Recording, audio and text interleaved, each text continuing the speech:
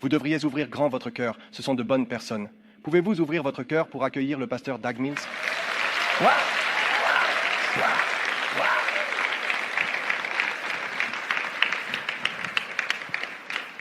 Prions. Père, merci pour aujourd'hui. Quelle bénédiction nous avons de te servir. Quelle bénédiction nous avons d'être en ta présence. Nous sommes reconnaissants, cher Seigneur.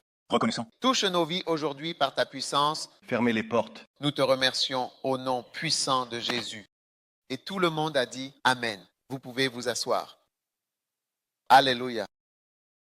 C'est un privilège d'être ici ce matin. Combien savent que Dieu va vous toucher aujourd'hui? Waouh! Je voudrais vous présenter quelques livres. J'ai ici un livre intitulé « Les démons et comment les affronter ». Je prêchais à ce sujet hier soir au campus principal, mais je n'ai pas eu l'occasion de présenter les livres. Donc celui-ci est un livre très important et il s'appelle aussi « Le sang de Jésus ». La puissance du sang. Il y a de la puissance dans le sang de Jésus. Amen. Et celui-ci s'appelle « Saisis l'onction ». C'est un livre vraiment très puissant, remarquable sur la manière de recevoir l'onction. Sans l'onction, tu ne peux pas faire grand-chose pour le Seigneur. Amen. Et beaucoup d'autres livres, un livre très populaire, Loyauté et déloyauté et les douces influences du Saint-Esprit. La douce influence, vous savez, le Saint-Esprit est très doux. Donc, lorsque le Saint-Esprit est présent, les gens ne savent pas qu'ils sont influencés par l'Esprit. J'ai constaté à de nombreuses reprises que j'étais conduit et contrôlé par l'Esprit, mais je ne m'en rendais même pas compte moi-même.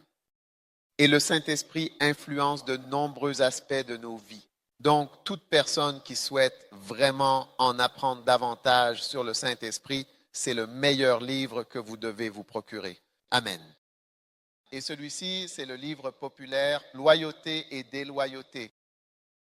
C'est mon livre le plus populaire, « Loyauté et déloyauté ». Et j'ai un autre livre ici sur l'onction. Je crois beaucoup en l'onction du Saint-Esprit. Celui-ci s'appelle « Les étapes vers l'onction ». Combien d'entre vous veulent que Dieu touche votre vie et vous soigne? Wow, seulement 7 personnes. Combien de personnes veulent que le Saint-Esprit touche votre vie? 16 personnes. Combien veulent que le Saint-Esprit touche votre vie? 16. D'accord. Maintenant, tout le monde le veut. Et voici un livre très puissant sur l'art du leadership. Wow! Être un bon leader est quelque chose de très important et c'est l'un des meilleurs livres jamais écrits sur l'art du leadership. Alors procurez-vous un exemplaire, ce sera une grande bénédiction pour vous. Et enfin, l'art d'entendre. Entendre Dieu. Beaucoup de gens n'arrivent pas à entendre Dieu et vous avez besoin d'entendre le Seigneur pour pouvoir faire sa volonté. Sans entendre le Seigneur, vous ne pouvez pas accomplir sa volonté. Et lorsque vous entendez la voix du Seigneur, vous devenez surnaturel, car la Bible dit « Tous ceux qui sont conduits par l'Esprit de Dieu sont fils de Dieu ». Donc, lorsque vous commencez à entendre et que vous êtes conduit par l'Esprit, vous devenez un fils de Dieu, ce qui signifie que vous devenez surhumain. Comme vous finissez par avoir raison dans beaucoup de choses que vous faites et dans les décisions que vous prenez, et cela vous fait dépasser l'ordinaire. C'est donc ce que la Bible veut dire lorsqu'elle dit « Tous ceux qui sont conduits par l'Esprit de Dieu sont fils de Dieu ». Vous passez d'un être humain ordinaire à quelqu'un de surhumain. Amen. Et je vois ici un autre livre intitulé « L'art de suivre ». J'ai tellement de livres que j'écris depuis des années. Nous avons plus de 10 millions de livres imprimés. Donc ces livres ont été lus et annotés, lus et appréciés dans de nombreuses langues également, mais ils sont tous ici aujourd'hui, je crois. Un livre est très important. Pourquoi un livre est-il important? Parce que Dieu nous a tant aimés qu'il a envoyé son Fils Jésus mourir sur la croix pour nous et il nous a laissé un livre, la Bible. Donc depuis 2000 ans, nous connaissons Dieu à travers un livre. Personne ici ne peut me dire que vous connaissez Dieu d'une autre manière. C'est à travers la Bible que nous connaissons tous Dieu. Donc, c'est en lisant un livre que nous avons appris à connaître Dieu. Les livres sont donc très importants. Les pasteurs en particulier aiment les livres. Amen. Ce sera donc une grande bénédiction pour vous. Procurez-vous quelques livres. Je sais que Dieu va toucher votre vie. Amen. Ce matin, je voudrais vous parler du salut et de la guérison. Amen.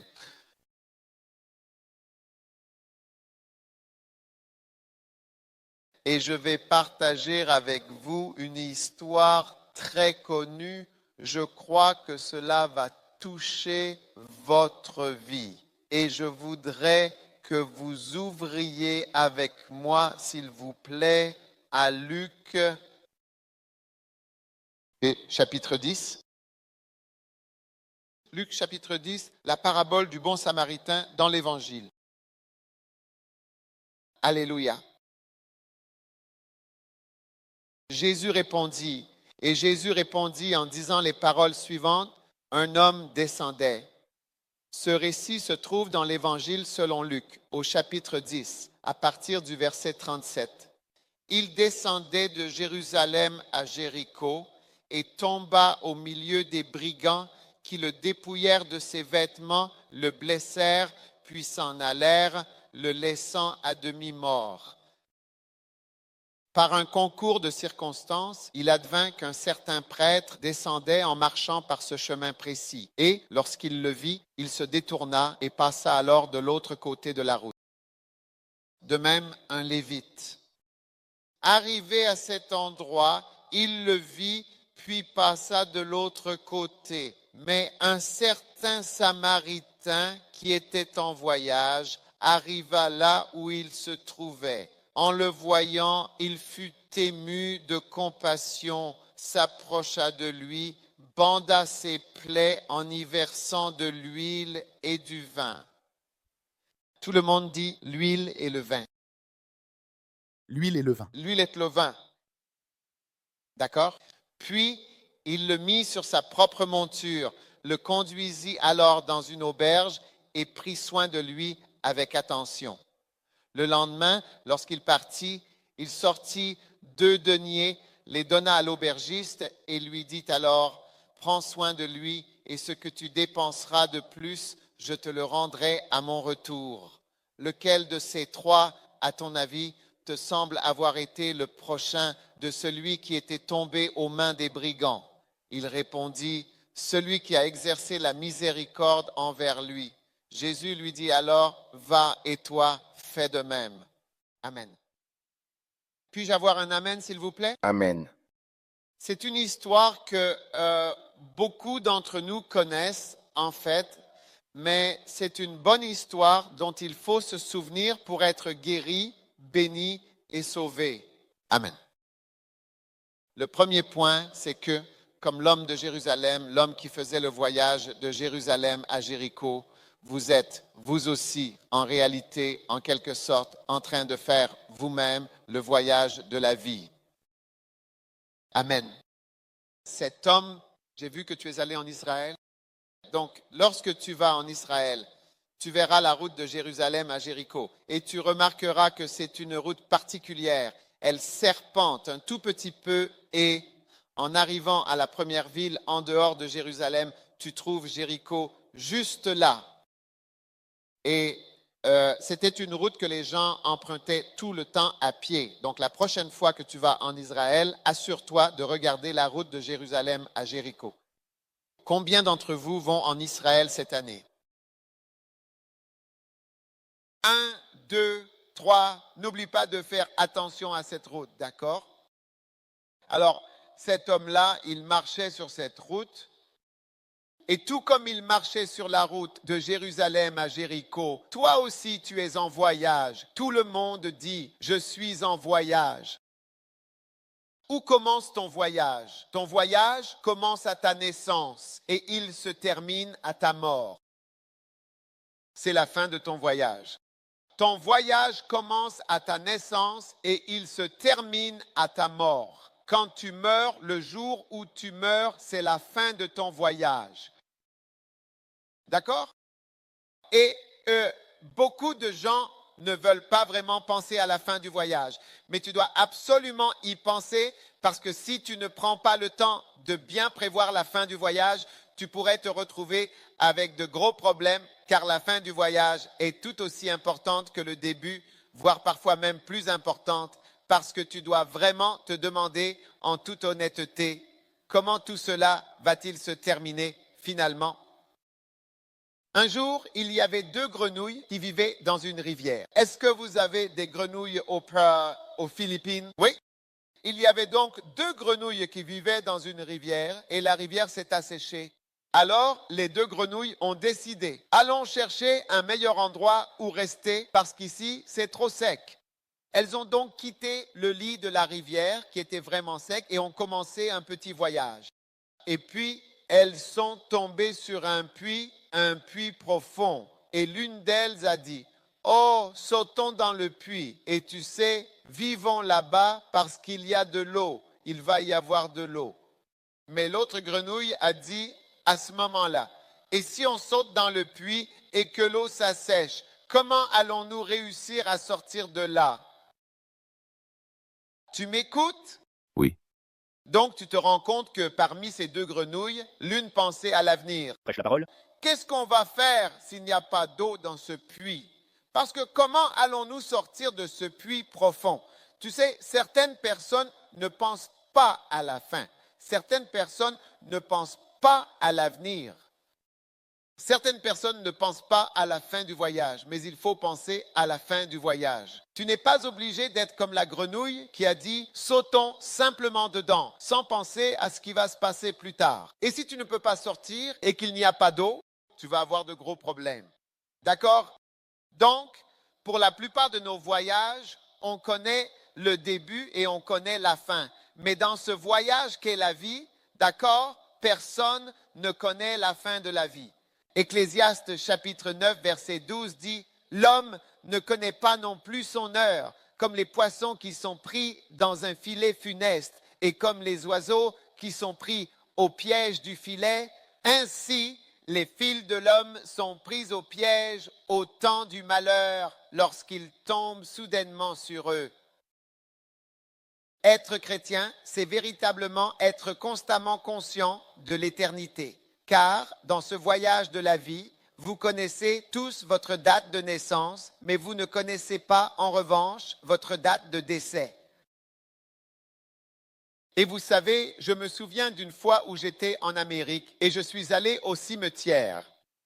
Et j'ai vu ces personnes qui étaient enterrées là-bas. Et je pense que la famille avait acheté l'emplacement pour être enterrée. Donc le mari était décédé et puis la femme n'était soit pas décédée, donc ils inscrivaient les 2 noms. Donc si vous alliez être enterré là, ils inscrivaient le nom de la personne décédée. Je me souviens d'une tombe où la femme était décédée, mais le mari ne l'était pas. Alors ils ont écrit son nom, Jane Untel a vécu de telle date à telle date. Ensuite, pour le mari qui était encore en vie, ils ont écrit son nom, né à telle date, puis un tiret, et il y avait un espace laissé vide en attendant qu'il vienne lui-même combler ce vide quant au moment exact où il viendrait. Quand il viendra, alors ils rempliront l'espace à ce moment-là.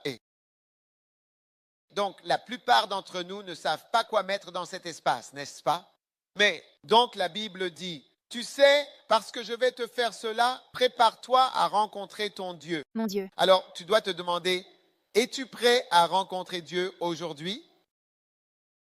Si tu meurs aujourd'hui, seras-tu prêt? Tu sais? Seras-tu prêt? Iras-tu au paradis ou en enfer? Et si tu allais juste comme ça en enfer? Tu sais, quand la Bible parle du riche qui est allé en enfer, la Bible nous dit que lorsque le riche est descendu en enfer, il a voulu en sortir. Tu sais, il voulait s'échapper, il voulait envoyer un message. Mais le problème, c'est qu'il y a une route de la terre, c'est-à-dire un chemin terrestre, qui part depuis la ville de Manille et qui mène tout droit jusqu'au paradis, c'est-à-dire le lieu céleste. Et il y a une autre route de cette terre, Manille, jusqu'en enfer. Mais il n'y a pas de route de l'enfer vers le paradis, ni du paradis vers l'enfer. Donc où que tu entres, tu y es coincé. Et c'est comme la grenouille qui saute dans le puits. Quand tu es là-dedans, tu es coincé. Alors tu dois te demander, es-tu prêt à rencontrer ton Dieu? Certaines personnes pensent, oh, la mort, ce n'est pas pour maintenant. Je suis trop jeune pour mourir. Mais quand tu vas te tenir sous un manguier, tu vois des feuilles vertes et des feuilles brunes. Tu ne vois pas seulement de vieilles feuilles brunes, tu vois aussi des feuilles vertes. Cela veut dire que de jeunes feuilles fraîches tombent au sol et que des feuilles plus vieilles tombent aussi au sol. Ce ne sont pas seulement les personnes âgées qui meurent, n'importe qui peut mourir à tout moment. Parole. Et c'est pourquoi tu dois être prêt Amen. à rencontrer ton Dieu à tout moment. Sois toujours prêt. Et c'est pour cela que tu dois naître de nouveau. Et tu dois t'inscrire dans le livre de vie. Amen. Et tu ne peux pas te moquer de Dieu et te contenter d'être religieux. Juste venir à l'église, tu sais, je veux juste me donner bonne conscience et venir arriver en retard et repartir tôt. Juste, tu sais, combler le vide et dire, Seigneur, j'ai signé la feuille de présence, j'étais là. Tu vois? Mais il ne s'agit pas de signer une feuille de présence, il s'agit de savoir si ton nom est inscrit dans le livre de vie. Tu sais, beaucoup de gens sont dans les églises aujourd'hui, mais ils ne sont pas nés de nouveau. Oui, la Bible dit qu'il y avait 10 vierges. 5 étaient sages, 5 étaient folles. Elles étaient toutes vierges. Elles assistaient toutes au même mariage. Elles étaient toutes dans la même église. Elles portaient toutes des vêtements de vierges. Elles étaient toutes demoiselles d'honneur. Elles avaient toutes de l'huile. Elles avaient toutes des lampes. Tout le monde avait l'air pareil, mais il y avait une différence. Prêche. Et quand l'époux est arrivé, cette différence a tout changé. Et cette différence était une petite chose. C'était une vraie différence entre elles. Alors, nous pouvons être assis à l'église aujourd'hui. Tout le monde a l'air pareil. Mais il y a une différence dans le cœur et dans l'âme. C'est pourquoi c'est très important. Dans ton cœur, la Bible dit, examinez-vous vous-même pour voir si vous êtes dans la foi. Oui, tu ne peux pas plaisanter avec ça. La mort peut survenir à tout moment. Je me souviens d'une fois où je travaillais à l'hôpital. Je suis médecin. Je travaillais. La première fois que je suis allé à la morgue, vous appelez ça ici comment? Morgue, funérarium. Comment dites-vous? Morgue. Morgue, d'accord. J'étais à la morgue pour la première fois quand j'ai dû faire des autopsies en tant qu'étudiant. Je veux dire, j'ai été surpris quand je suis entré dans l'endroit parce que je pensais que je n'allais voir que des personnes âgées. Eh bien,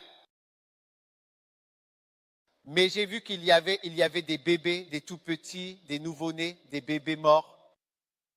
Il y avait par exemple des enfants de 4 ans, de 3 ans. Il y avait des enfants de 10 ans. Il y avait des adolescents et puis il y avait des personnes âgées. Et la première personne sur laquelle j'ai pratiqué l'autopsie était une fille de 16 ans.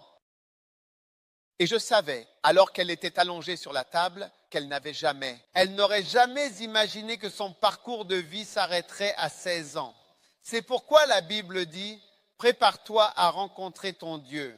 À quoi sert-il à un homme de gagner le monde entier? À quoi cela sert-il de gagner le monde entier si au final tu perds ton âme? Non, non, non, non, non. Tu ne peux pas commettre cette erreur. Tu ne vas pas commettre cette erreur au nom de Jésus. Amen. Amen. Nous sommes donc en chemin et assure-toi d'être conscient du fait que ton voyage peut s'arrêter à tout moment. Une nuit, j'étais dans un avion en provenance du Sénégal. Combien d'entre vous ont entendu parler du Sénégal en Afrique? Vous n'avez jamais entendu parler du Sénégal? Regardez dans vos livres de géographie, vous verrez que c'est un pays, n'est-ce pas? Je quittais Dakar au Sénégal en avion. Dakar est la capitale de ce pays. J'avais organisé une croisade.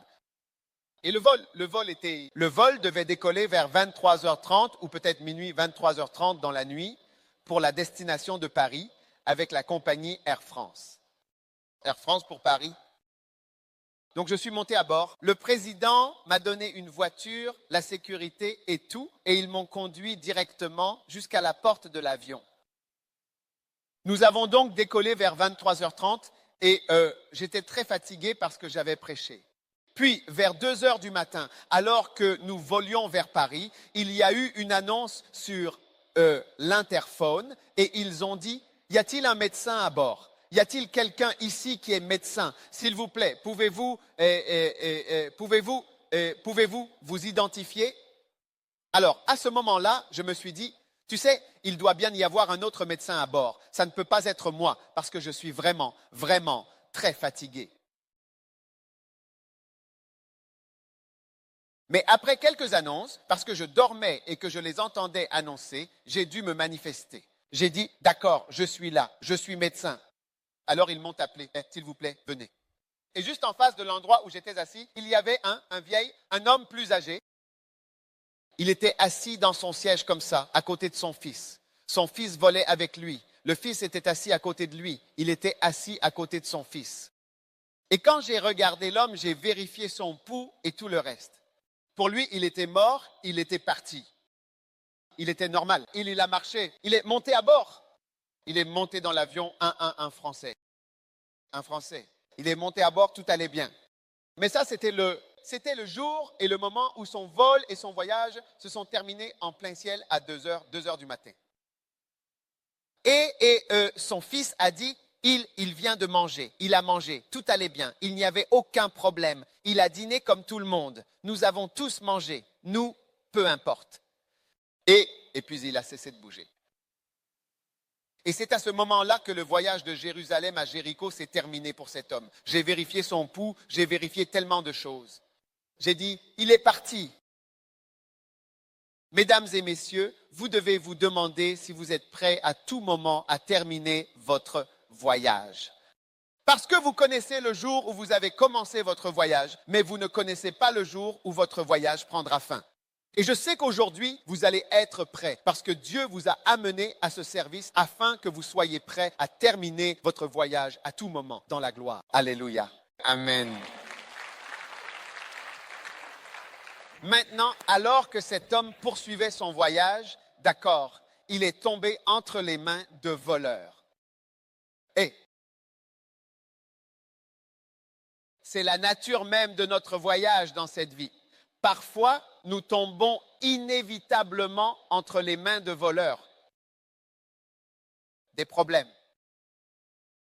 Écoutez, il n'y a personne qui soit entré dans ce voyage sans tomber dans des ennuis. Combien d'entre vous ont rencontré des problèmes depuis que vous êtes nés aux Philippines? Seulement 6 personnes ont eu des problèmes dans ce monde. Et Job chapitre 14 verset 1 dit « L'homme né de la femme a peu de jours et ils sont pleins de troubles. Il paraît comme une fleur, ce qui signifie que lorsqu'il arrive, il est si agréable, si éclatant. Puis il est coupé et il s'enfuit comme une ombre. » Wow! Alors, mesdames et messieurs, personne ne peut dire que vous ne verrez pas de difficultés dans cette vie. Et si tu as vécu au moins 12 ans, tu commences à voir des problèmes. 12 ans, je te donne juste 12 ans et tu commences à connaître et comprendre les difficultés de cette vie. La Bible dit, il tomba au milieu des voleurs. Il tomba au milieu des voleurs. La Bible dit que le diable est un voleur et que le voleur vient pour voler, tuer et détruire. Si vous faites partie de cette vie, si vous faites partie de ce monde, vous verrez des difficultés. Vous aurez besoin d'aide, vous aurez besoin de miracles, vous aurez besoin de la grâce, vous aurez besoin de l'aide de Dieu si vous faites partie de ce monde, si vous faites partie de ce monde. Je ne sais rien de vous, mais je peux vous dire que si vous faites partie de ce monde dans lequel nous vivons, vous aurez besoin de Dieu et vous aurez besoin d'aide tout au long de votre vie. Alléluia. Alors cet homme est tombé entre les mains de voleurs et il s'est retrouvé dans de gros ennuis. Un prêtre est alors arrivé sur les lieux. C'était un pasteur. Il s'est approché doucement et a simplement dit « Hé !» Mais dès que le pasteur a aperçu qu'il y avait des ennuis, qu'une situation problématique était en train de se produire, il a immédiatement réagi et a déclaré « Non, non, non, je ne veux pas m'impliquer dans ces problèmes. » Vous voyez ce que je veux dire? Beaucoup d'entre nous ne veulent pas se mêler des problèmes des autres. Vous voyez, le pasteur Samral nous demande d'aller aider avec le programme alimentaire. Et certains d'entre nous, nous passons notre chemin parce que nous sommes les gens bien, les gens prospères, parce que vous êtes sur le campus sud. N'êtes-vous pas le campus le plus prospère? Non, n'êtes-vous pas ici le campus de la prospérité? Oui, vous êtes le campus prospère. Mais vous voyez, quand Dieu vous bénit et que vous devenez un prêtre et que tout va bien pour vous et que vous voyez quelqu'un en difficulté, vous voyez, les gens veulent passer rapidement et c'est comme si vous ne vouliez pas regarder là-bas. Vous ne voulez pas voir ce qui se passe là-bas, mais c'est une erreur. Ensuite, la Bible dit, un lévite est passé. Un lévite. Il n'était pas prêtre, mais il était comme un prêtre. Il n'était pas pasteur, mais il était dans l'église. Il était diacre, responsable, quelque chose, un ancien. En formation, il était dans la chorale. Et lui aussi est passé en disant, non, je ne veux pas m'impliquer. Les chrétiens ne peuvent pas fermer les yeux, nous ne pouvons pas fermer les yeux face aux problèmes. Les chrétiens ne peuvent pas ignorer les problèmes. Quand il y a des difficultés, quand les gens sont pauvres, c'est alors que les chrétiens doivent agir vite parce que Jésus est mort pour les pauvres. Oui. Il a dit, l'Esprit du Seigneur est sur moi. Il m'a oint pour annoncer la bonne nouvelle aux pauvres. Si vous ne le saviez pas, je vous le dis. Il a été oint pour annoncer l'évangile aux pauvres. Oui. Donc les pauvres sont très importants pour les chrétiens. Et puis arriva un Samaritain. Un Samaritain était un métis, comme moi. Vous voyez, je suis moitié-moitié. Moitié africain, moitié européen. Mon père vient du Ghana. Ma mère est suisse, donc je suis un Samaritain. Les Samaritains étaient à moitié juifs, à moitié moabites ou quelque chose comme ça. Un mélange, donc pas accepté comme moi. Dans beaucoup d'endroits, je ne suis pas accepté. Quand je vais en Afrique, je ne suis pas accepté comme africain. Ils m'appellent homme blanc. Quand je vais en Europe, ils m'appellent homme noir. Donc je n'appartiens à aucun endroit. J'appartiens à la mer. Je suis au milieu. C'est vrai. Alors, à ce moment-là, est devenue une personne qui n'était pas vraiment acceptée dans la société et il a vu cet homme qui était tombé aux mains des voleurs. Beaucoup de gens aux Philippines sont tombés aux mains des voleurs. Quand je dis tomber aux mains des voleurs, cela signifie qu'ils se sont retrouvés en difficulté. Et les chrétiens, après avoir été sauvés, sont censés se lever et aller vers les 200 millions de personnes dans ce pays pour prêcher l'évangile et leur parler de Jésus-Christ. Amen. C'est pour cela que nous sommes encore ici. Si vous ne le savez pas, je vous le dis. Dieu n'a pas envoyé son Fils dans ce monde pour que vous puissiez avoir 10 maisons ou devenir millionnaire. Ce n'est pas du tout l'évangile. C'est n'importe quoi. C'est n'importe quoi. Ne croyez même pas ce genre de choses. Dieu n'a pas envoyé son Fils dans le monde pour faire de vous une personne riche. C'est des bêtises. Dieu a tant aimé le monde qu'il a donné son Fils unique afin que quiconque croit en lui ne périsse pas, mais ait la vie éternelle. C'est pour ça que Dieu a envoyé son Fils dans le monde. Vous pouvez vérifier dans votre Bible pourquoi Dieu a envoyé son Fils dans le monde. Il ne l'a pas envoyé pour rendre les gens prospères ou riches. Il veut que nous prospérions, mais ce n'est pas pourquoi Jésus est mort sur la croix. Amen. Allez, voyons. Lisez votre Bible et voyez ce qui est écrit dans la Bible. C'est donc notre devoir, après que Dieu a fait quelque chose pour vous, d'aller dehors et de dire aux autres, de montrer aux autres l'amour de Dieu et la puissance de Dieu. C'est votre travail et c'est mon travail. C'est pour cela que je prêche. Les gens me demandent, comment peux-tu être médecin? Arrêter d'exercer la médecine et devenir prédicateur. Parce que c'est mon devoir de parler de Jésus aux autres. Oui. Amen. C'est mon travail. C'est mon devoir, après que Dieu m'a montré une telle bonté. Vous savez, mais malheureusement, des personnes comme les prêtres et le lévite, ceux dont on attendrait qu'ils fassent cela, ne le feront pas, et restent silencieux et transforment le message de l'évangile en autre chose. Waouh! Mais voici venir le Samaritain. Et il est maintenant enfin arrivé avec deux précieuses choses. Il est venu et a versé l'huile et le vin. Pourquoi a-t-il versé l'huile et le vin? Parce que l'huile représente le Saint-Esprit et le vin représente le sang de Jésus. Le sang de Jésus, c'est vraiment très important. Oui, très important. Parce que le sang de Jésus a une grande signification, une signification essentielle pour nous. Parce que le sang, la Bible dit que sans effusion de sang, il n'y a aucun moyen d'être pardonné. Tes péchés ne peuvent pas être pardonnés. Le christianisme est une religion fondée sur le sang. Qu'est-ce qui peut laver tes péchés? Combien ici sont des pécheurs? 16 pécheurs ici. Waouh! Qu'est-ce qui peut laver tes péchés? Rien d'autre que le sang de Jésus. Amen. Rien d'autre que le sang de Jésus Amen. peut laver tes péchés et les miens. Oui. Combien ont déjà menti? Un mensonge, tu as déjà menti. Faites un petit signe de la main dans l'église, comme ça. Qui a déjà raconté une centaine de mensonges depuis sa naissance, de la naissance à aujourd'hui? Si c'est ton cas, fais-moi un signe de la main. Oui, beaucoup d'entre nous. Certains d'entre vous ne lèvent pas la main pour 100 mensonges parce que vous en avez dit environ 1000. 1000 mensonges. Cela fait de toi un menteur. Combien d'entre vous ont déjà volé quelque chose? Eh bien, tu ne veux pas peut-être lever la main? Combien ont déjà volé du poulet dans le ragoût de leur mère? La cuisine de ta mère? Levez la main. Tu l'as pris et ta mère est venue. Et il n'y avait plus de poulet dans le plat. C'est fini. Tu pensais que c'était des légumes, mais à l'origine, il y avait du poulet dedans. C'est devenu des légumes. Qui parmi vous a déjà été jaloux? Seulement 2 personnes sur cette rangée ont déjà été jalouses. 1, 2,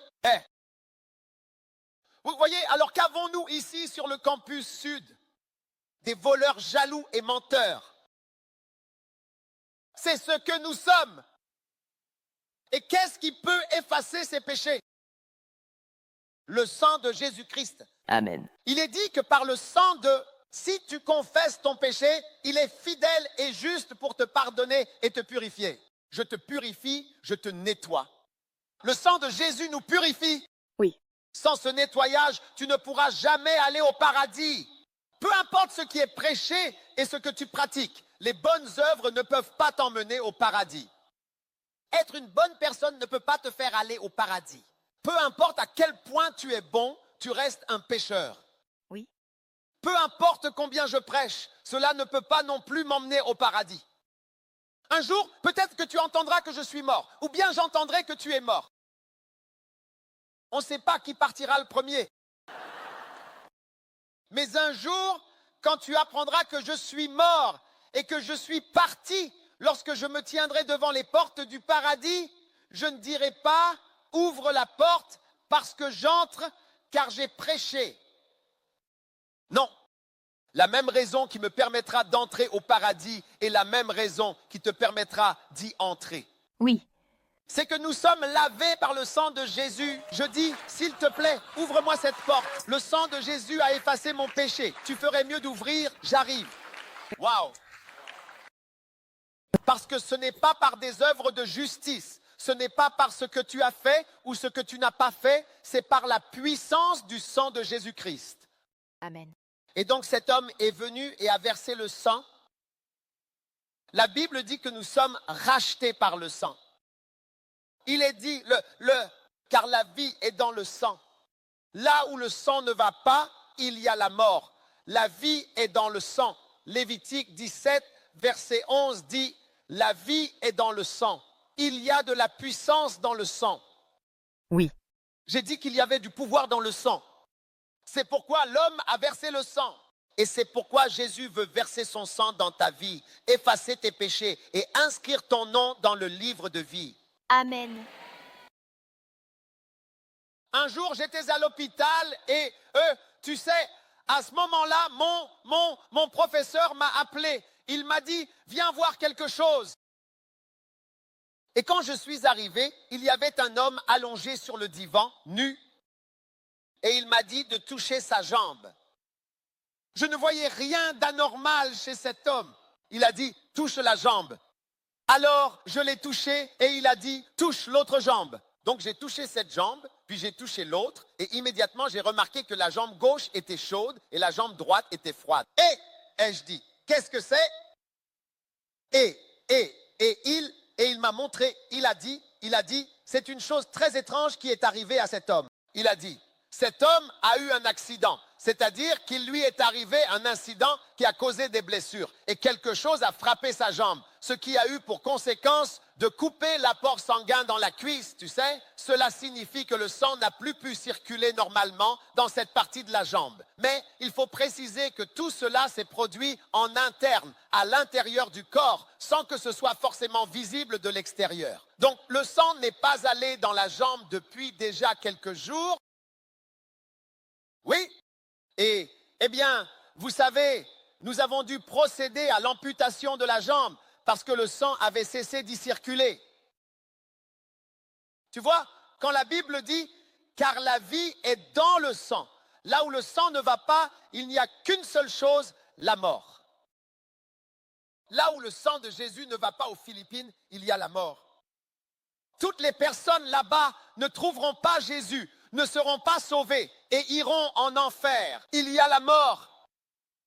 Là où le sang ne va pas, il y a la mort. Parce que la Bible dit, la vie est dans le sang. Amen. Le sang contient la vie. Amen. La vie est dans le sang. Lévitique 17, verset 11, la vie est dans le sang. Le sang contient la vie. Amen. Donc chez cet homme, le sang a cessé d'y aller. C'est donc comme le corps de Christ. Vous voyez que nous sommes égoïstes. Nous passons à côté de personnes qui meurent et qui ont besoin de ce sang, mais nous ne voulons plus apporter le sang. Les pasteurs ne prêchent plus l'évangile. Nous ne prêchons pas sur Jésus. Nous ne prêchons pas sur le salut. On prêche toujours sur l'argent. Waouh! Je vous le dis, et les chrétiens ne sont pas prêts à faire quoi que ce soit pour Dieu, juste à venir s'asseoir à l'église et recevoir bénédiction sur bénédiction chaque dimanche.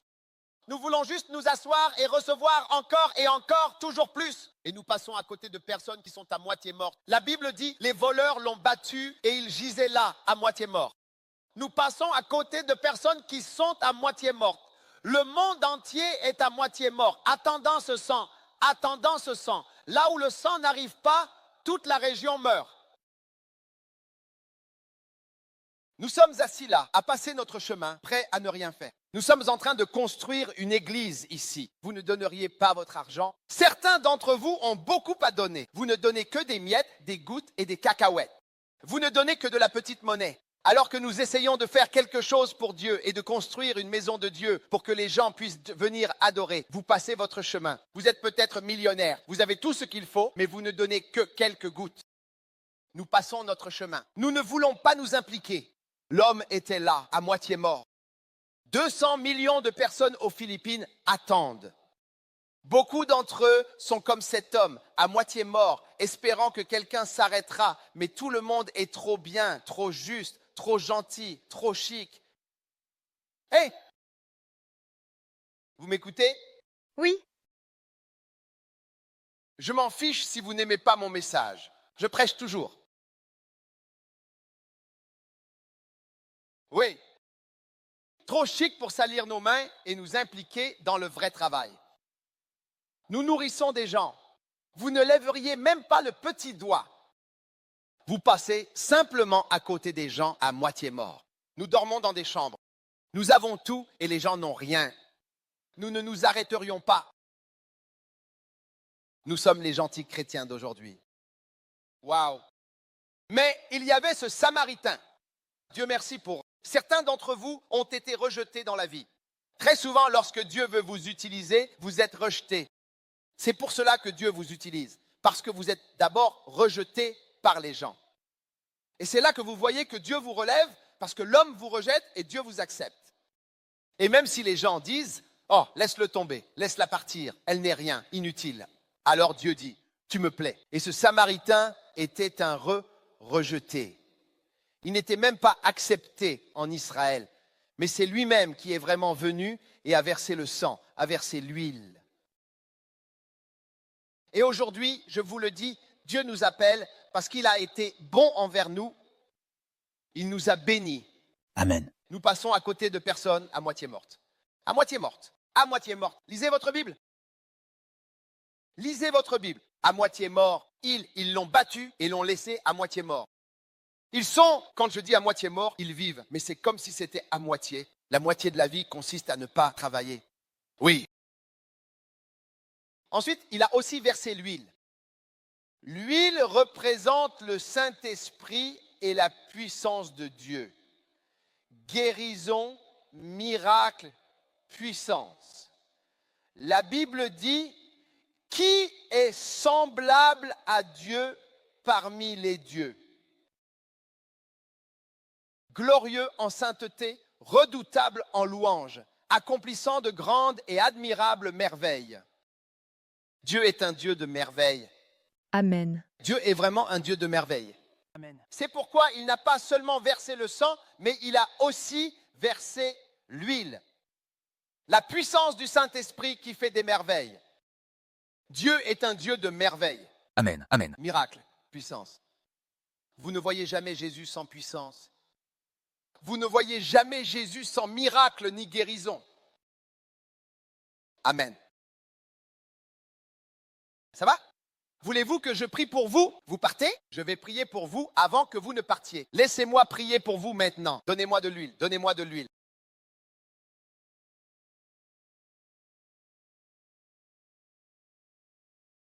Père, merci pour la miséricorde envers cette dame. Merci pour ta puissance et l'huile.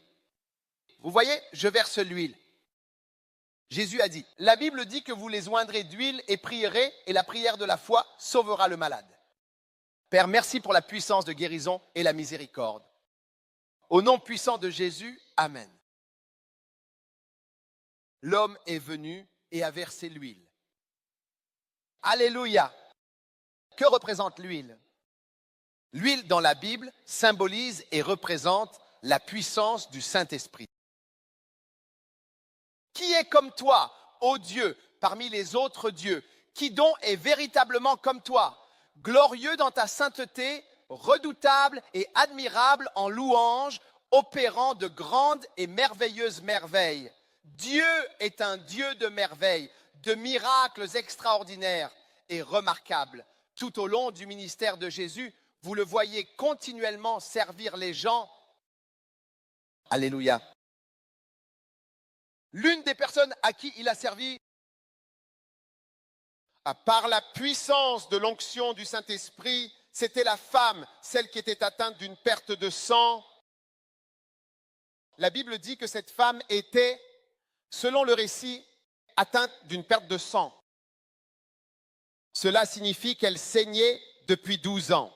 Vous savez, ce soir, aujourd'hui, il y a des problèmes qui nous tourmentent pendant des années, 12 ans. Mais il arrive un jour où la puissance de Dieu mettra fin à ce combat, et ce jour, c'est aujourd'hui, ce matin. Amen. Ce matin met fin à des années de lutte contre des choses chroniques et des problèmes qui ne veulent pas être résolus et pour lesquels il n'y a pas de solution. Aujourd'hui marque un jour de fin miraculeuse d'un problème, une fin miraculeuse par la puissance du Saint-Esprit, des fins miraculeuses, oui, oui. Vous savez, il y a de nombreuses années, je construisais quelque chose, un petit sous-sol dans notre église, et j'avais un ingénieur libérien. Et je lui ai demandé ce qu'il comptait faire pour résoudre le problème, et il m'a dit quelque chose. Il a dit, chaque problème d'ingénierie a une solution d'ingénierie. Chaque problème d'ingénierie a une solution d'ingénierie. Et je vous le dis, chaque problème a quelque chose qui peut le résoudre. Et je vous dis, chaque serpent, vous savez, vous pensez que les serpents sont si puissants, mais chaque serpent a quelque chose qui le vainque. Et il existe un oiseau appelé le serpentaire. Le serpentaire. C'est pour ça que vous devriez respecter vos secrétaires. Le serpentaire. Quand il voit des vipères, il leur marche juste dessus. C'est terminé. Hein? Oui. Tu vois, ce gros problème que tu as, il existe une puissance qui peut le résoudre comme ça. Populaire. C'est fini. Oui. La chose, tu vois un serpent. Tout le monde ici, quand vous voyez un serpent, vous courez. Non, vous fuyez devant les serpents ici ou vous les mangez. Qu'est-ce que vous faites? Vous courez, d'accord? C'est comme ça qu'on fait au Ghana. On court, tu sais, mais la chose dont tu fuis, il y a quelque chose qui peut simplement marcher dessus. Je l'ai vu dans un film. J'ai applaudi. J'ai dit, waouh, quel oiseau! Je veux avoir un tel oiseau dans ma vie. Aujourd'hui, je veux vous dire que, quel que soit le problème que vous avez, il y a quelque chose qui peut le résoudre, et c'est Jésus. Alléluia. Amen. Jésus peut résoudre tous les problèmes. La Bible dit, au nom de Jésus, tout genou fléchira et toute langue reconnaîtra et confessera que Jésus-Christ est Seigneur. Amen. Combien croient en la puissance du Saint-Esprit? Amen. Et cette femme, pendant 12 ans, elle a souffert. La Bible dit, elle a beaucoup souffert entre les mains de nombreux médecins. Et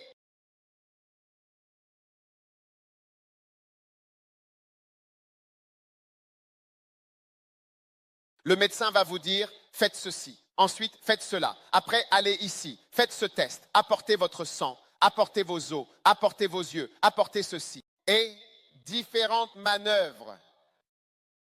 Pour un seul problème que vous avez, vous faites des allers-retours. Des allers-retours. Vous payez de l'argent. Vous payez de l'argent. Et la Bible dit qu'elle n'allait pas mieux. Aujourd'hui, tout problème de longue date, écoutez-moi, la prophétie à laquelle vous croyez est la prophétie qui s'accomplira. Je vais le redire. Je dis que la prophétie à laquelle vous croyez est la prophétie qui s'accomplira. Et je vous le dis, aujourd'hui marque la fin de l'ancien problème dans votre vie qui vous tourmentait au nom de Jésus. Ce soir, aujourd'hui, en marque la fin. Croyez-le, la prophétie que vous croyez est celle qui s'accomplira. Amen.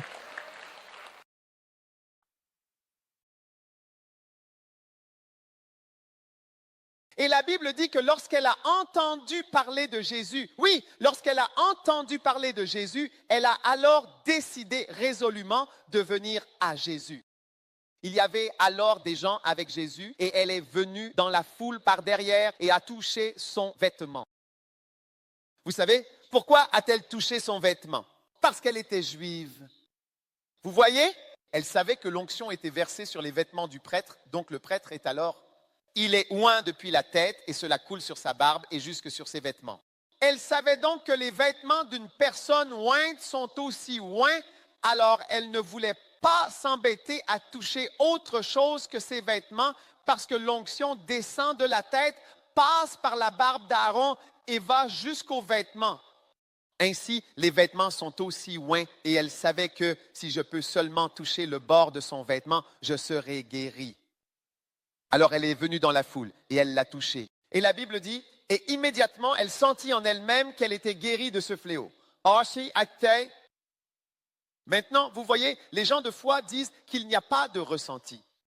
Comme, oh, je ne me laisse pas guider par ce que je ressens. Alléluia. Ici, il y avait des sensations. Souvent, les gens témoignent, ressenti de la chaleur, eu chaud, senti quelque chose se passer, ressenti ceci, ressenti cela. Vous voyez? Parfois, on ne ressent rien, mais il y a des moments où l'on ressent quelque chose.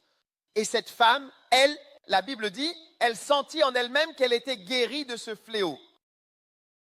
Et Jésus aussi, sachant en lui-même qu'une force était sortie de lui, se retourna dans la foule et dit, « Qui a touché mes vêtements? Qui m'a touché ?» Et Pierre lui dit, « Comment peux-tu demander qui t'a touché? Ne vois-tu pas la foule qui te presse de toutes parts? » Vous savez, parce qu'il y a des gens, ils sont là, mais ils ne reçoivent jamais de miracle. On peut être proche, mais ne rien recevoir parce qu'on est tellement familier qu'on ne reçoit pas de miracle. Mais aujourd'hui, il y a un tournant dans ta vie. Amen. J'ai dit qu'aujourd'hui est un tournant dans ta vie. Aujourd'hui est un tournant dans ta vie. La prophétie à laquelle tu crois est celle qui s'accomplira. Amen. Amen. Écoute, quand je quitterai cet endroit, tu verras que tu vas te rappeler de ce matin comme du moment où un changement a eu lieu à partir d'aujourd'hui. Amen.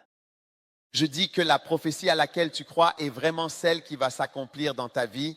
Celle à laquelle tu ne crois pas ne s'accomplira jamais. Celle à laquelle tu crois est celle qui arrivera. Et il a dit, qui m'a touché? Mais Pierre et les autres ont dit, quoi? De quel miracle parles-tu? Ah, pourquoi parles-tu de miracle? Et Jésus a dit, quelqu'un m'a touché. Je sais que c'était une touche de foi. La foi, chaque fois que tu t'approches d'un homme de Dieu, est foi en Dieu. La puissance de Dieu agit. La puissance de Dieu agit pour te guérir. Et la foi. Ne touche pas avec un... Tu sais, parfois, si les gens touchent avec un toucher de convoitise, ils vont te caresser. Oh, c'est un toucher de convoitise ou un toucher d'amour ou quelque chose comme ça, tu vois. Ou un toucher sans aucune émotion. Mais là, c'était un toucher de foi. Comme, je crois que je suis en train d'être guéri. Amen. Donc, un toucher de foi. Un jour, j'ai serré la main de quelqu'un dans mon église, tu sais, et elle ne s'est pas lavée pendant 2 jours parce que je lui avais serré la main.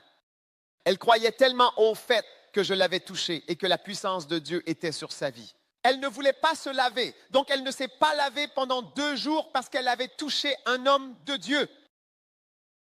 Et je ne suis pas surpris que Dieu se soit servi d'elle. Et elle croyait vraiment en ce toucher. Elle, juste la poignée de main, elle a dit, c'est tout, je suis tellement bénie. Waouh!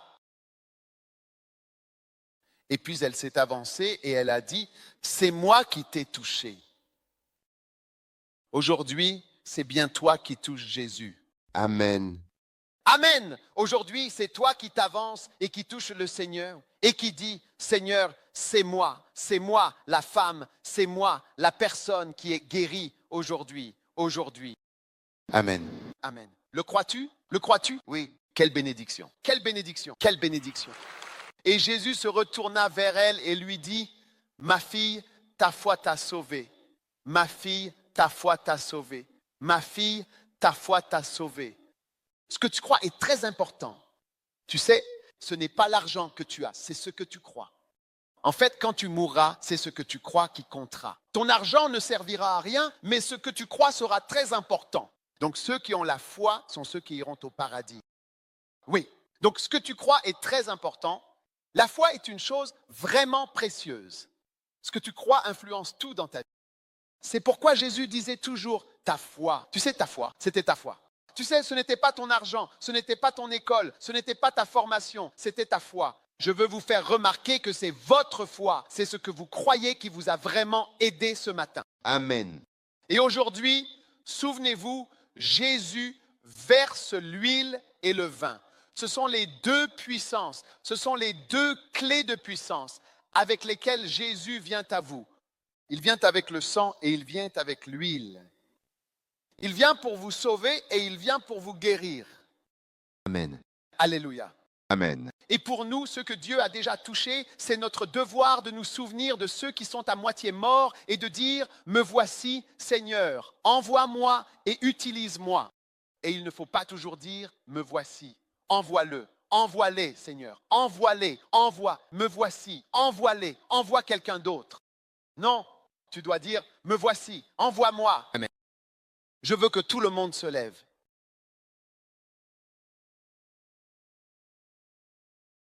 Levez-vous, tout le monde, écoutez. Je veux prier avec vous dans un instant. Nous allons aussi prier pour des miracles, mais je veux prier avec vous. Fermez simplement les yeux, tout le monde. Écoutez attentivement. Rappelez-vous, quand j'ai commencé, je vous ai dit, à vous tous qui écoutez, qui regardez ailleurs, écoutez très attentivement. Écoutez très attentivement. Sans effusion de sang, il n'y a absolument pas de pardon. Rien ne peut effacer vos péchés. Seul le sang de Jésus-Christ. Rien ne peut vraiment effacer les péchés de votre vie, absolument rien. Seul le sang précieux de Jésus-Christ. Aujourd'hui, alors que nous sommes ici, c'est le grand miracle. C'est le plus grand des miracles. Si tu es ici ce matin et que tu n'es pas, toi, vraiment né de nouveau, ce que je veux dire par né de nouveau, c'est que si tu meurs aujourd'hui ou demain et que tu n'es pas sûr d'aller au ciel ou en enfer, alors il faut vraiment que je prie avec toi. C'est très important. Parce que personne ne sait quand le voyage de sa vie va se terminer. Personne ne le sait. Si tu es ici aujourd'hui et que tu veux dire, pasteur, je veux que le sang de Jésus lave mes péchés. Je veux aller au ciel. Je ne connais pas Dieu. En fait, je ne suis pas sûr de ce qui m'arriverait si je devais mourir maintenant. Si tu es ici dans ce cas, que tu veux que je prie avec toi, que tu veux donner ta vie à Jésus, que tu veux naître de nouveau ce matin, que tu veux dire, pasteur, aide-moi à connaître Dieu. Je ne veux pas aller en enfer. Je veux que ma vie soit avec Dieu. Je veux donner mon cœur et ma vie à Jésus-Christ. Si tu es ici ce matin dans cet état d'esprit, alors lève la main là où tu te trouves. Lève-la haut. Que Dieu te bénisse. Ne pense à personne d'autre. Lève simplement ta main, je vais prier avec toi. Je vois toutes vos mains. Je vois tellement de mains, même dans la chorale, là-bas au fond, partout. Je ne suis pas sûr, pasteur. Je veux que le sang de Jésus lave mon péché. Je veux donner ma vie à Dieu. Je ne veux pas aller en enfer et je ne suis pas sûr. Je veux donner mon cœur à Jésus-Christ ce matin. Alors je veux que ta main droite soit levée. Ta main droite doit être levée. Que Dieu te bénisse. Que Dieu te bénisse, que Dieu vous bénisse. Je vois toutes vos mains. Maintenant, si vos mains sont levées, je veux que vous fassiez encore une chose. Venez vers moi avec votre main levée comme ça. Venez simplement ici. Je vais prier pour vous, ici devant. Venez vers moi, juste ici. Rien d'autre que le sang de Jésus ne peut laver vos péchés. Venez devant. Venez à Dieu. Venez à Jésus. Donnez-lui votre vie aujourd'hui, ta vie. Que Dieu te bénisse. Viens à Jésus. Oui, je veux prier avec toi. Ne sois pas simplement religieux. Tu as besoin de Dieu. Tu as besoin du sang. Oui, tu as besoin de l'huile et du vin. Allez, viens. Viens devant. Viens par ici. Laisse-moi prier avec toi. Quelle bénédiction. Viens à Dieu ce matin. Viens à Jésus, s'il te plaît. Allez, viens par ici. Viens par l'arrière. Viens par le côté. Viens d'où tu veux. Je veux donner ma vie à Dieu. Allez, tu as besoin du sang. Tu as besoin de l'huile. Tu as besoin du vin. Tu as besoin de Dieu.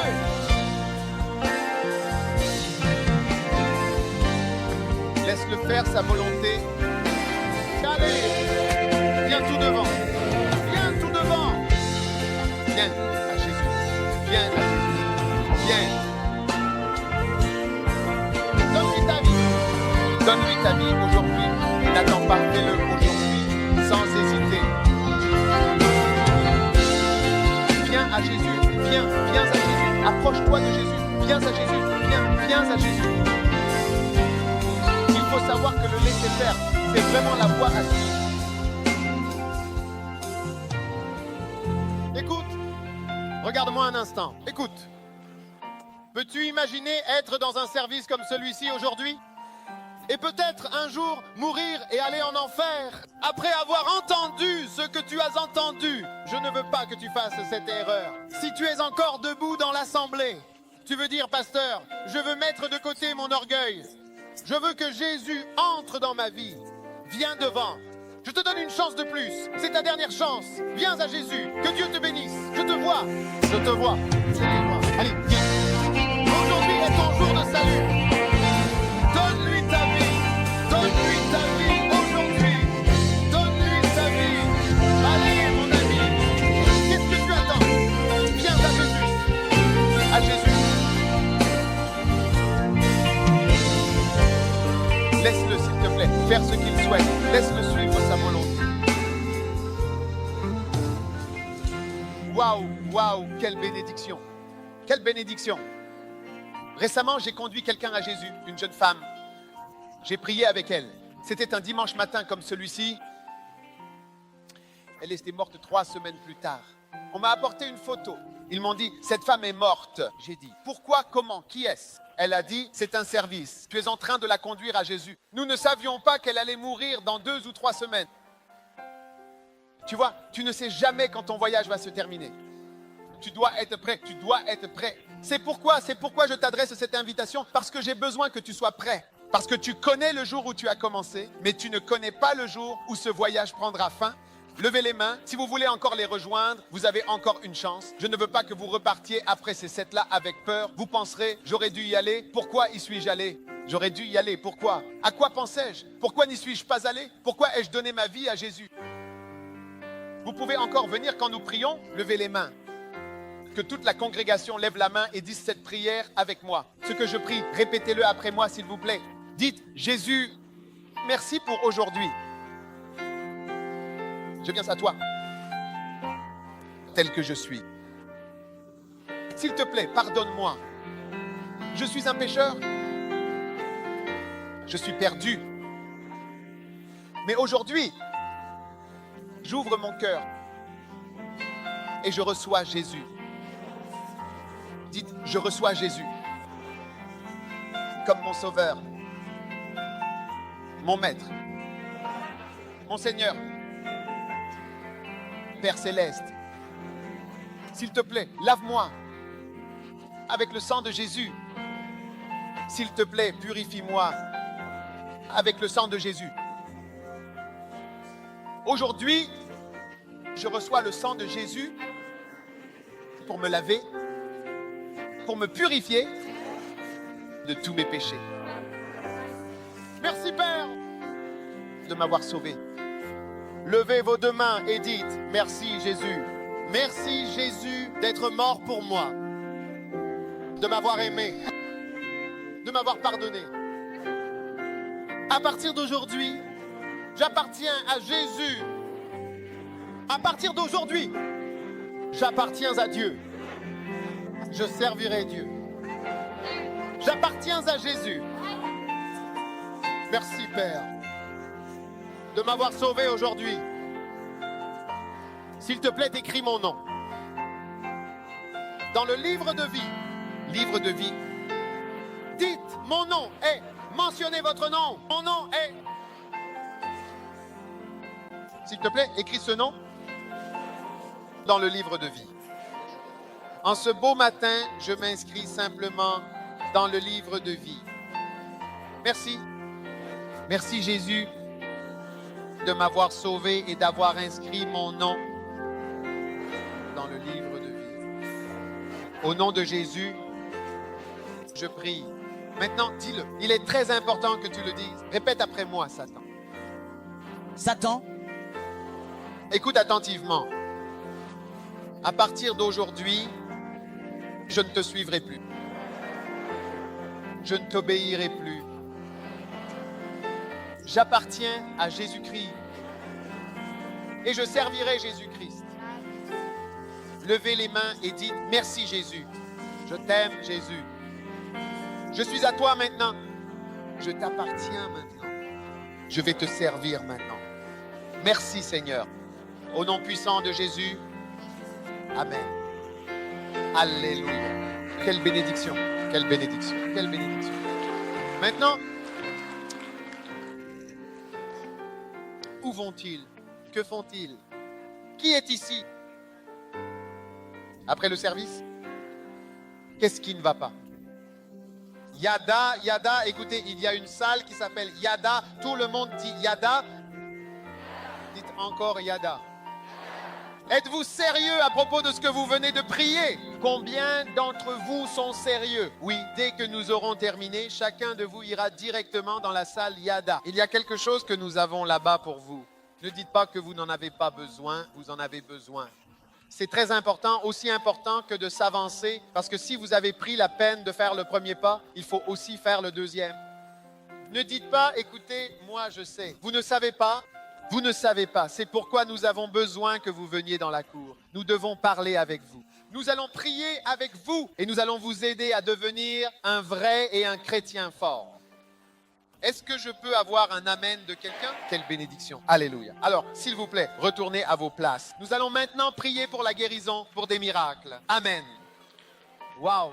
Que Dieu vous bénisse. Vous pouvez retourner à votre place. Il ne nous reste que 3 minutes, mais je veux encore prier. Waouh. Il déverse. Quelles sont les 2 choses qu'il verse? Je ne vous entends pas. L'huile et le vin. Waouh, quelle bénédiction. Maintenant, que tout le monde se lève. Je suis le Seigneur. Je suis le Seigneur, votre guérisseur. J'envoie mes paroles et aussi mon espoir. Et je guéris ta maladie. Je le fais. Je suis le Seigneur, votre guérisseur. Je suis le Seigneur, votre guérisseur. Est-ce que tout le monde peut se lever, s'il vous plaît? Je suis le Seigneur,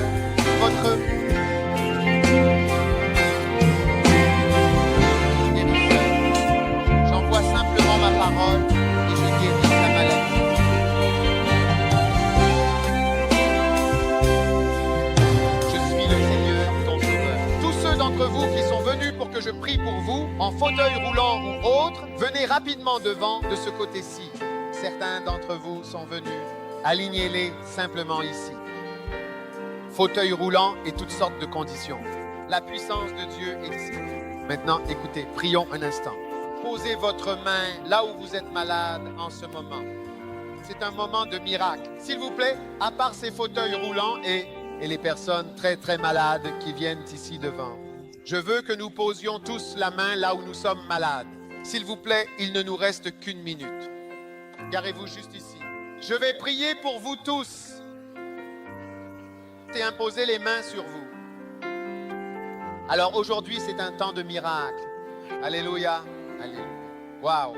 S'il vous plaît, que tout le monde reste debout et que personne d'autre ne vienne devant pour l'instant. Restez simplement là où vous êtes. Restez là où vous êtes, s'il vous plaît. S'il vous plaît, restez debout là où vous êtes afin que nous puissions prier. Je veux prier maintenant. Merci. Je vais prier avec vous. Est-ce que tout le monde est là? Plus personne ne marche, s'il vous plaît. Plus de déplacement. Posez votre main là où se trouve votre problème. Si c'est votre œil, posez votre main.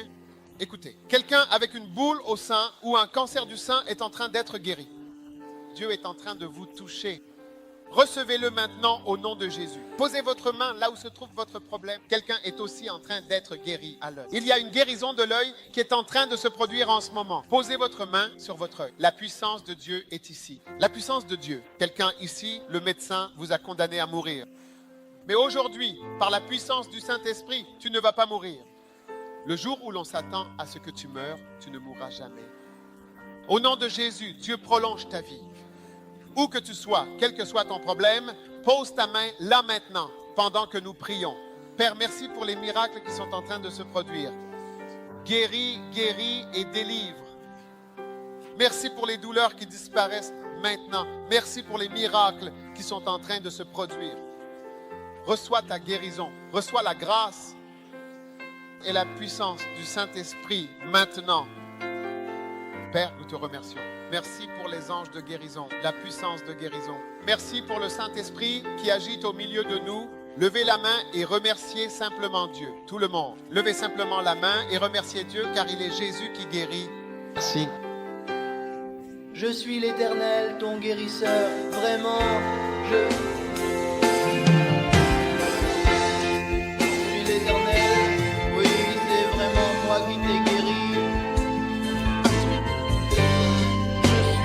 L'Éternel, oui, c'est moi l'Éternel, je suis l'Éternel. Je prononce mes paroles. Et j'ai guéri ta maladie, oui, j'ai guéri ta maladie. Je suis l'Éternel, je suis l'Éternel. Maintenant, écoutez, fermez les yeux un instant. Quel que soit le problème que vous aviez, commencez à vous examiner, vérifiez-vous. Disons que vous aviez une douleur, commencez à bouger. Si vous ne pouviez pas voir, ouvrez les yeux. En ce moment même, beaucoup de choses sont en train de se passer. La puissance du Saint-Esprit est ici. Ça se passe maintenant, pas dans le futur. En ce moment, quelque chose est en train de se passer. Recevez-la, recevez-la, recevez la puissance. Vous ne pouviez pas marcher, levez-vous et soyez guéris. Quel que soit le problème avec lequel vous êtes venu, quelque chose est en train de se passer. La puissance du Saint-Esprit agit de cette manière. Recevez-la, commencez à vous examiner tout de suite. Examinez-vous maintenant, quelque chose s'est passé. Il se passe toujours quelque chose. La puissance du Saint-Esprit est ici. Père, nous te rendons grâce. Nous te louons pour les miracles, les guérisons qui ont lieu en ce moment même, au nom puissant de Jésus-Christ. En ce moment même, où que vous soyez, si Dieu vous a touché, toute tête inclinée, tout œil fermé, si Dieu vous a touché, non pas que vous croyez que cela arrivera dans le futur, mais en ce moment même, vous pouvez sentir que quelque chose s'est passé. Dieu vous a touché. Si vous êtes ici, vous pouvez bien sentir que quelque chose s'est passé. Et peut-être même que vous avez été guéri hier ou à un autre moment. Mais vous pouvez constater qu'il s'est passé quelque chose dans votre vie. Levez votre main droite comme ceci. Dieu vous a touché. Non pas que vous croyez que cela arrivera dans le futur. Mais en ce moment, vous pouvez sentir que quelque chose s'est passé. Levez la main ainsi, venez vers moi. Venez à l'avant. Si Dieu vous a touché, levez la main comme ceci et venez. Viens ma chère, viens, n'aie pas peur. Tu peux vraiment sentir qu'il s'est passé quelque chose. Tu dois venir vers moi très rapidement. Je vais prendre seulement 1 ou 2 témoignages. Si Dieu t'a touché, tu ne pouvais pas entendre, tu peux entendre. Tu ne pouvais pas voir, tu peux voir. Tu avais mal, la douleur est partie. Maintenant, viens vite. Tu as levé la main comme ceci. Dieu t'a touché. S'il te plaît, viens vite. Nous n'avons qu'une minute. Applaudissez-les en venant. Que Dieu te bénisse, ma chère. Viens. Waouh, merveilleux, merveilleux. Tellement de miracles ce matin. Tellement de miracles ce matin. Sévère, dis-moi. Douleur estomac depuis 3 jours. Cette dame Forte douleur à l'estomac, difficile de bouger. ne pouvait pas bouger. La douleur est partie. La douleur est partie. Qu'est-ce qui s'est passé? Dis-moi. 3 jours. 3 jours, c'est parti. Parti? Oui. Merci Seigneur pour ta puissance ce matin. Offrez au Seigneur une puissante ovation. Qu'est-ce qui s'est passé? C'est une forte douleur au dos. Maintenant, c'est complètement parti. Tout est parti. Tes douleurs. Ici. Père, merci pour ta guérison. C'est une spondylose de la colonne vertébrale. Père, merci pour ta puissance qui est en train de guérir cette dame au nom puissant de Jésus. Amen. Ici, nous avons des brûlures d'estomac très fortes et des douleurs abdominales depuis très très longtemps. Oui, depuis très très longtemps. Depuis des années déjà. Mais maintenant, je sens que Dieu m'a touchée. Pourquoi ne pas offrir au Seigneur une puissante ovation d'applaudissement? La douleur, les brûlures d'estomac sont guéries aujourd'hui. Croyez-vous au miracle? Des choses merveilleuses se produisent. Une dame est ici. Vous êtes guéri à la poitrine. Même sans venir, vous êtes guéri. Est-il arrivé à la dame? Arthrite du genou, marinite allergique, et je me sens très bien maintenant en particulier. Je remercie le Seigneur de m'avoir guéri. Merci Seigneur, je te loue Seigneur. Merci. Venez par ici, venez par ici. Waouh! Cette dame avait des douleurs. Quel était votre problème? Dites-nous. Puis-je parler en tagalog? Oui. J'avais une maladie. L'arthrite, le doigt taresso, j'avais du mal à fermer et ouvrir la main, et aussi mes pieds. Mon genou avait aussi de l'arthrite. J'ai une rhinite allergique, une lapotis et du diabète. Mais maintenant, je ne tousse plus. La douleur à mon genou a disparu. Je peux fermer mes doigts. Alors, merci. Merci beaucoup, Jésus-Christ. Je peux fermer mes doigts. Merci Jésus. Je peux plier mes genoux sans ressentir de douleur. Merci. Seigneur. Nous te louons, Seigneur. Quelle bénédiction, Père. Merci pour ta puissance au nom puissant de Jésus. Offrez une grande ovation au Seigneur. Quelle bénédiction ce matin. La puissance du Saint-Esprit est ici. Venez, cette dame. Qu'est-il arrivé à elle? Douleur à la poitrine. Douleur poitrine. Leur poitrine. Maman, racontez-nous tout. Que s'est-il passé?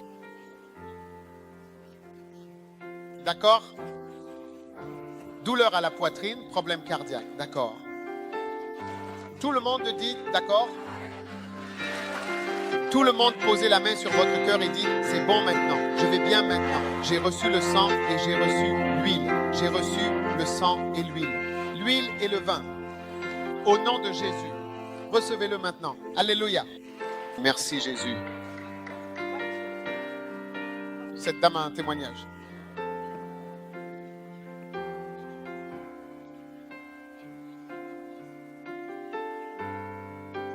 Y a-t-il quelqu'un d'autre qui a été touché?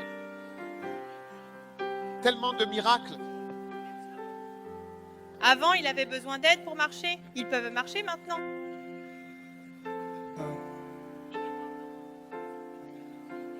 Tu peux marcher tout seul? Il n'a jamais pu marcher tout seul. C'est la première fois qu'il marche seul. Il n'est pas complètement guéri, mais il croit à une guérison totale. Waouh! Applaudissez le Seigneur pour cet homme qui ne pouvait pas marcher seul. De quelle maladie souffrait-il? Je ne vous l'attribue pas. Une autre condition. C'est au niveau de son cœur. Et il ne pouvait pas marcher comme ça, alors marche, marche.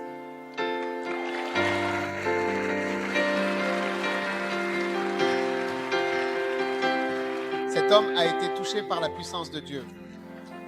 Ah, de toute façon, nous n'avons pas le temps. Je voulais vous dire, vous savez, une fois je suis allé quelque part où il y avait des fauteuils roulants comme celui-ci. La personne s'est levée, c'est tout. Elle a dit, je ne pouvais pas me lever, mais maintenant je peux me lever. À la fin des 3 jours, elle marchait seule jusqu'à l'église et son mari n'y croyait pas. Dieu a donné sa vie à Christ parce qu'il a dit à sa femme, maintenant je vois que ton Dieu est réel. Waouh, c'est un miracle puissant. Tends ta main vers toutes ces personnes et je veux simplement prier pour elles. Donnez-moi un peu d'huile, s'il vous plaît. Je veux juste toucher, verser l'huile et le vin. Mon Dieu. Père, merci. Merci pour la guérison. Merci pour la guérison. Tends ta main. La puissance de Dieu coule ici. Merci pour la guérison. Merci pour ta puissance miraculeuse. Mon Dieu, merci. Tu es le Seigneur Jésus.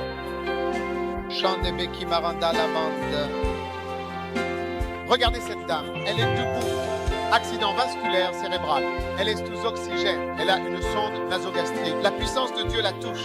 Père, merci pour la guérison. Miséricorde. Au nom de Jésus, au nom de Jésus. Jésus, merci de tout mon cœur. Merci Jésus. Alléluia. Et de ce côté aussi, recevez votre guérison. Laissez-moi prier avec vous. Tu vivras et tu ne mourras pas. Tu vivras et tu ne mourras pas. Tu vivras et tu ne mourras pas. Au nom de Jésus, tu vivras et tu ne mourras pas. Je déclare et j'annule toute sentence de mort sur ta vie. Tu vivras et tu ne mourras pas par la puissance du Saint-Esprit. J'enlève les ténèbres, la tristesse et la peur. Au nom de Jésus, Satan, ton pouvoir est terminé. Ton pouvoir est brisé aujourd'hui. Au nom puissant de Jésus. Merci Jésus. Avancez, avancez. Merci Seigneur pour ta bénédiction et ta guérison. Au nom puissant de Jésus. Au nom puissant de Jésus. Au nom puissant de Jésus. Merci infiniment Seigneur. Merci infiniment Seigneur. Merci infiniment. Menkesindo lomba satamba baba. Jésus. Nous te louons. Nous te louons. Nous te louons. Au nom puissant de Jésus. Amen.